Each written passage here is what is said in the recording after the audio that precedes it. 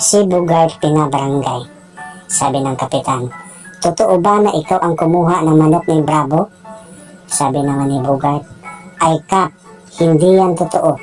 Wala po kayong ebidensya.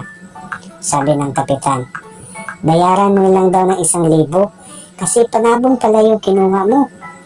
Sabi ni Bogart, ay dyan na po ako hindi papayag, Kap. Ang payat-payat at ang kunat-kunat pa, 1,000?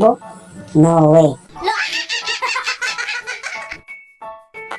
Ang tatlong magkaibigan. Sabi ni Peter, pre, kailangan salinan ng dugo si Miggy. Maraming dugo ang nawala sa kanya. Sabi ni Chad, bakit? Ano bang type niya, pre? Sabi ni Peter, teka lang ha, tanungin ko lang muna siya. Tinanong ni Peter si Miggy. Sabi ni Peter, pre, ano daw type mo?